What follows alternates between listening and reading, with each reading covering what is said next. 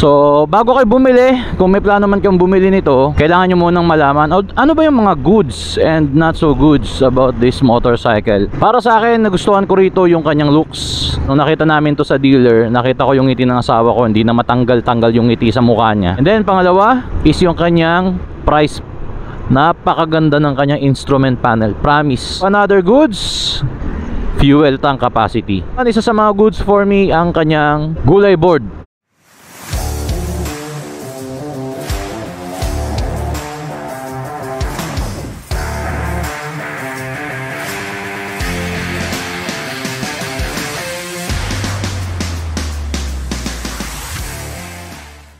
So ano naman yung masasabi namin na pwedeng ma-improve pa yung mga not so goods para dito sa motor na to? Okay? So una-una sa lahat, ang unang naging issue ko rito is yung kanyang after sale service. Hindi naman siguro sa lahat ng lugar, no, pero kasi dito sa amin sa Palawan, meron na lang sila is tindahan. Wala kasing 3S shop dito eh. So ang meron dito is magtitinda lang sila, and then kapag kailangan mo ng mga pyesa, kailangan mo ng ganito, ng ganyan, order ka online kasi walang spare parts shop dito ng Motorstar. So tulad yan, na-experience ko, wala pang 50 kilometers yung motor. Actually pagkalabas sa kasa, mga ilang ikot lang, nagkaroon ako ng check engine warning dito. Umilaw siya. So siguro inisip ko baka nagkaroon lang ng konting fault doon sa wiring, baka mawawala din kapag medyo tumagal-tagal na. Pero wala eh, inabot na ng mga 300-400 kilometers, hindi pa rin nawala yung check engine warning indicator. So pumunta ako kay Motorstar, at yun ang bad news, wala raw silang mga gamit, wala silang aparato para i-check, i-diagnose kung saan ang problema, and wala rin silang idea kung ano yung dapat gawin sa motor. So alam mo yun, para medyo nakakainis lang na ano yun, magtitinda lang kayo. Dito lang yung sa amin sa Palawan pero sa ibang lugar siguro naman merong mga 3S shop. So after sale service, wala lang, tindahan lang sila, tapos yun papa-change oil ka lang sa kanila, ganun lang. Pero yung ibang mga serbisyo na kailangan mo, kulang pa. Okay, pangalawa, eto, malutong ang kanyang fairings. Nung nagbiyahe kami ni Commander, pumunta kami ng Rojas, Palawan para sa aming unang fuel consumption test na magkasama, was mode with OBR. Napansin ko may crack yung ilalim ng upuan banda sa kanyang fairing sa gilid, malapit sa tangke ng gasolina. So ayan, check yung video. So ayan, yan ang problema. Tingin ko itong part na to malambot. Ayan. So nangyari, pagka medyo loaded, nabigatan siya ng konti, yan, malutong yung part na to. So isa yan sa mga unang naging issue ko. And then also ito. So yan ang tingin ko. Ayan So medyo malambot itong part ng upuan, yung pinaka-plastic niya. So hindi ko alam kung dahil bigla kaming nalubak, tapos nagkaroon ng matinding pressure dito sa part na to. So actually, umabot siya hanggang dito sa likod. Yan may crack. So ayan, hindi pala siya basta crack lang. Drug. Yan yung mga parts niya na nagkadurog-durog. So wala ibang solusyon kundi, so ayan, quick fix, Mighty Bond. So yun, tingin ko naluba kami ng konti. Tapos dahil nga medyo lumulundo kasi yung yung pinaka-plastic ng upuan. So di ba ito yung foam, tapos yung pinaka-plastic na pinapatungan ng foam, yung mismong frame ng upuan, napansin ko malambot. Syempre, dahil nga budget meal na scooter ito, siguro yun yung mga ilang sakripisyo. Yung mga plastic parts niya is either malambot or malutong. So yun, syempre medyo nakakalungkot lang kasi bagong-bagong motor. First time naming naranasan yon na merong naging basag sa ganyang part. Hindi kasi katulad ng ibang mga medyo mas expensive na brand. Nabangga na yung motor at lahat, nagbend lang yung plastic. For example, yung Tapalodo, nagbe-bend lang, makunat, pero hindi nababasag. Ito, malutong talaga yung kanyang fairing. So, dagdag ingat lang talaga. Isa sa mga not so goods for me is yung kanyang power ng engine.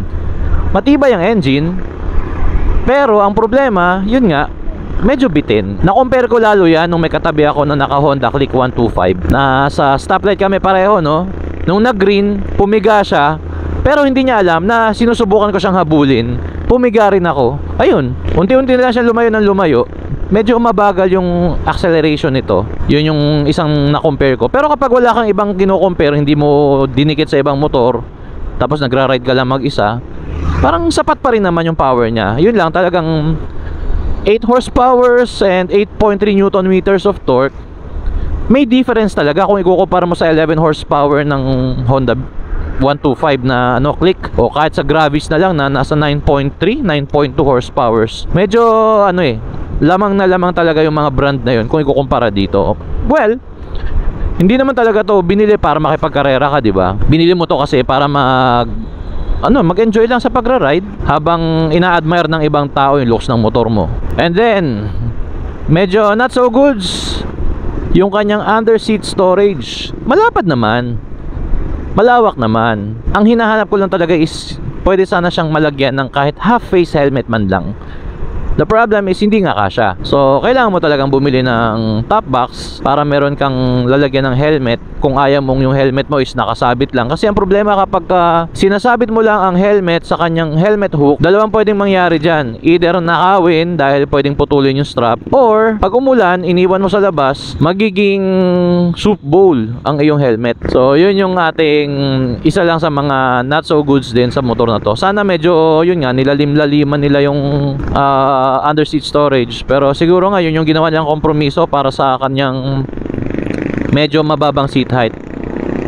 So which is yun din yung nagustuhan ko, kasi pala dagdag ko na rin yung seat height kasi nito mababa lang kung ikukumpara sa ibang mga scooters na nabili namin. So mas madali lang tong i-drive ng mga medyo hindi masyado matangkad na rider. So for your reference, ito yung asawa ko.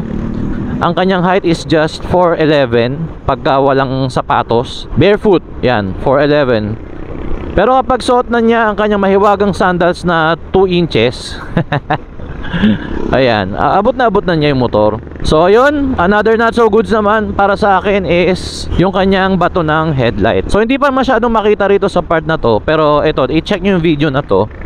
Yung napansin ko lang talaga, yung kanyang headlight is parang medyo limited yung abot or yung bato ng ilaw kapag naka-low ka, dahil nga sa design ng kanyang headlight na parang hinati sa gitna.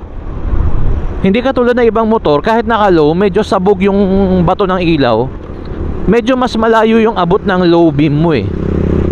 Ito hindi, magugulat ka na lang may butas na dyan malapit na masasagasaan mo na or madadaanan mo na, kasi nga medyo limited lang yung vision mo dahil yung kanyang headlight, yung bato niya is may guhit sa gitna. So kailangan mo pang i-high beam. Oh shucks,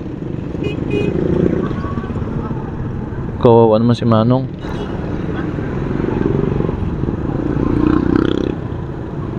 Ayan, may tumatawag na rin ng quick response dito ito sa bandang Siksikan. So ingat mga Lodi bros, defensive driving lang lagi. Ay, okay, going back. Saan na ba tayo? Nawala tuloy ako. At ayan na nga, may ambulansya na. Bakit andyan lang sila? Ano yun? Bakit nakahinto? So isa rin sa mga napansin ko na not so good is yung kanyang suspension. Sobrang konti lang nung suspension travel. Talagang pagka naluba ka, mafe-feel mo rin talaga yung bounce. So matagtag, medyo matagtag yung kanyang suspension. Okay, so another not so goods. Ito hindi naman to para sa lahat pero yun nga, balik tayo dun sa medyo hindi mahabang bias na mga angkas. So na-experience ni Mrs. dito, pag angkas ko siya, yung footrest para sa angkas, ang hirap abutin para sa kanya. Okay? So you can also check, parang medyo masyadong naka-forward yung position ng footrest para sa pillion. Sabi niya sana daw maganda medyo inatras ng kahit mga isang dangkal. Pero kung may katangkaran ka, like for example 5'4" ang height mo, abot na abot mo yung footrest. Pero sa case ng asawa ko na 4'11" lang, kahit nga nakasuot siya ng sandals para siyang naka-cruising position buong biyahe. Kaya ginagawa ko, medyo umuurong ako sa harap para at least umabante rin siya ng konti at mas maabot niya yung footrest. So yun lang, hindi naman to para sa lahat, para lang rin to sa mga cute na mga angkas. And then another not so goods for me, hindi siya ang pinakamatipid na 125cc na na-drive ko. Kasi ang ating fuel consumption dito, tinest natin, una is umabot tayo ng 68 kilometers per liter. Yun yung unang-una. Solo ako at wala pa tayong 1,000 kilometers nun. At ang andar natin nun is around 50 kilometers per hour lang.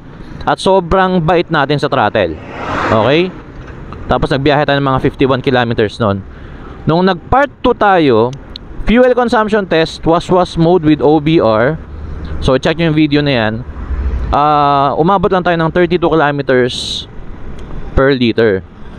So bumiyahe tayo ng 132 kilometers from city proper going to Rojas, Palawan at an average speed of 85 to 90 kph. Minsan nag-100 pa tayo. Given na mabilis talaga tayo mag-drive nung papunta, talagang kakain siya ng medyo malakas-lakas sa fuel. Pero 32 kpl, medyo for me, medyo matakaw-takaw siya. Pero yun nga kasi may angkas ako, no? So siguro gawan ko pa ng isa pa na ako lang mag-isa next time. And then gumawa tayo ng part 3. Check nyo rin yung video na yan. Yan. Chill mode naman, around 60 kilometers per hour pabalik, 60 to 70 with OBR pa rin syempre. Umabot tayo ng 42 kilometers per liter. So medyo matipid-tipid na siya doon. Pero sa ibang mga motor kasi na nagagamit namin before, 45 to 50 kilometers per liter kahit may angkas. So sa mga motor na nagamit namin before na dating kumbaga pagmamay-ari namin, hindi ito yung masasabi kong pinakamatipid sa tatlo. Comparing lang sa ibang mga 125cc din. So medyo mas matakaw nga siya. Alright, so another not so goods for me is yung kanyang instrument panel. Yes, malinaw, colorful, maganda tingnan, pero kapag gabi lang.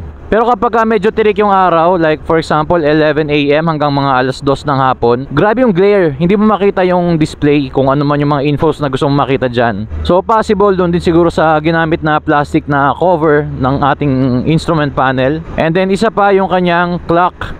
Wala siyang 12-hour format, so lagi ka lang naka-military time. And medyo may issue rin ako sa accuracy ng kanyang speedometer. So chinek ko yung accuracy niya, nasa 7 to 8 kilometers per hour yung difference from the GPS. And isa pa, or last na masasabi kong medyo not so goods dito is yung kanyang lack of basic safety features like side stand engine kill switch. Kasi mostly ng mga motor ngayon meron nun, pero this one wala. Tapos wala rin siyang combi brake system. Pero ulitin ko, siguro nga kasi nga sobrang affordable na rin ang motor para magreklamo pa tayo, di ba? Siyempre may magsasabi na naman, di sana bumili ka ng ganito, so bumili ka ng ganyan. So inunahan ko na kayo. Naiintindihan ko nga. So wag na tayo maghangad masyado, di ba? Binanggit ko lang naman. So yan, hinto muna tayo dito sa gilid sa Balayong Park.